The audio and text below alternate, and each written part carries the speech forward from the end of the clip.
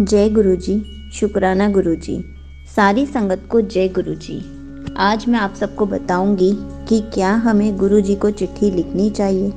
बहुत संगत है जो आजकल गुरु जी को चिट्ठी लिख रही है या फिर गुरु जी के आगे 2 या 4 चिट लिखकर रख रही हैं और उनमें से एक उठा रही हैं। तो क्या हमें ये सब करना चाहिए? संगत जी, हमें कभी भी गुरु जी को चिट्ठी नहीं लिखनी चाहिए, क्योंकि जब भी हम गुरु जी से अरदास करते हैं या फिर हमारे मन में कोई भी बात आती है, गुरु जी सब जानते हैं। हमें गुरु जी को चिट्ठी लिखकर बताने की ज़रूरत नहीं है कि हमें ये दुख है या फिर हमें ये इच्छा पूरी करवानी है। ये हमारी इच्छा है, इसे पूरा कर दो। ऐसा कभी नहीं करना चाहिए। कभी गुरु जी ने फिज़िकल फॉर्म में भी नहीं कहा कि मुझे चिट्ठी लिखा करो, तभी मैं तुम्हारी बात सुनूंगा या तभी मुझे पता चलेगा तुम्हें क्या चाहिए।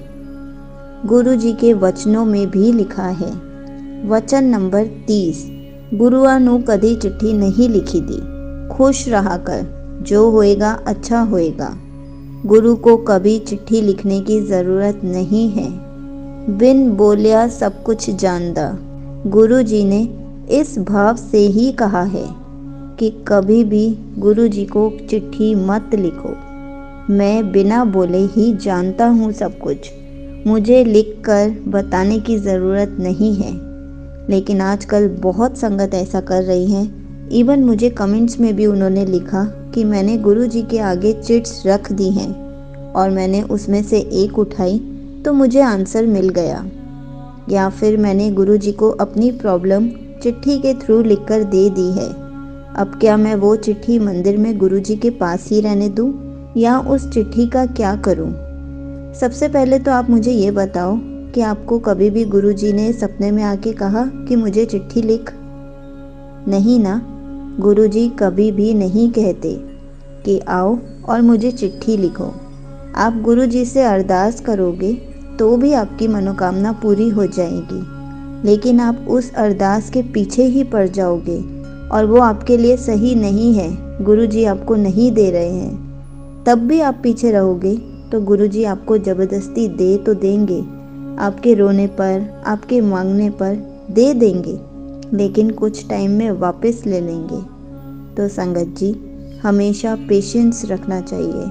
हमें हमारी हर बात का आंसर मिल जाता है।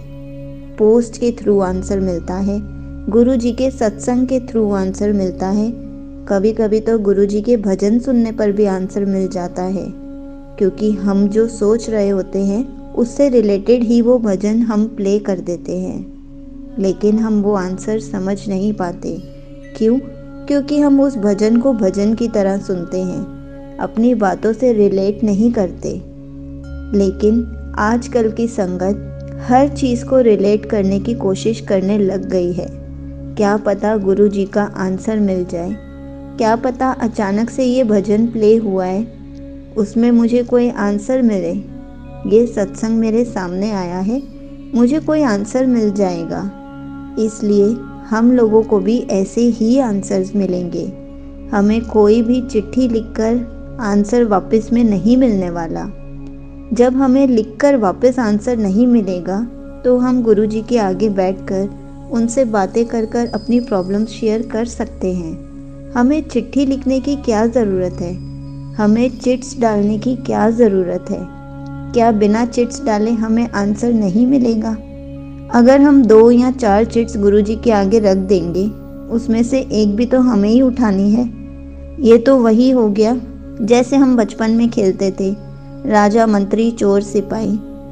जो मंत्री बना वही बताएगा राजा कौन है, चोर कौन है, सिपाही कौन है।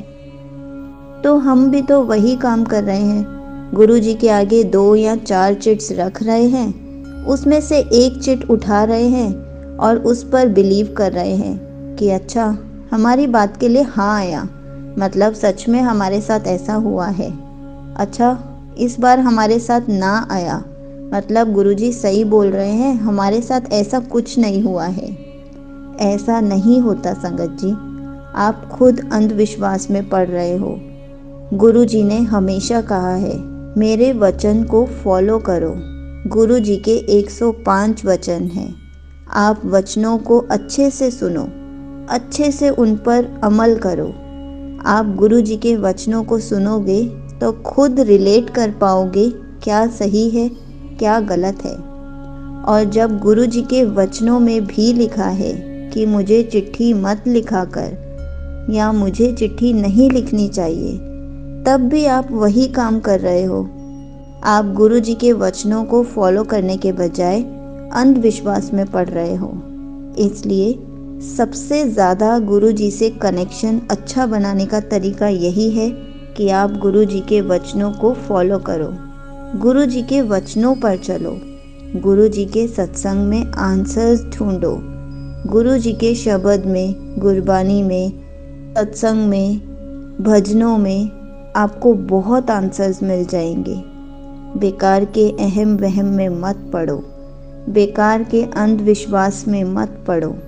अंधविश्वास से बाहर निकालने के लिए ही गुरु जी ने वचन बनाए हैं। अगर आपको गुरु जी के 105 वचन सुनने हैं तो मैं कमेंट्स में पिन करके डाल रही हूँ, आप वहाँ जाकर सुन सकते हैं। और ज़्यादा से ज़्यादा कोशिश करो कि गुरु जी के वचनों पर अमल करो। सिर्फ सुनना नहीं है, अमल भी करना है। आप वचन सुन तो लेते हो लेकिन फिर भी अंधविश्वास में जा रहे हो। हमें अंधविश्वास से बाहर निकलना है, अंधविश्वास में नहीं जाना है। इसलिए मैं सिर्फ समझा सकती हूँ, मानना ना मानना आपकी मर्जी। जय गुरु जी, शुक्राना गुरु जी।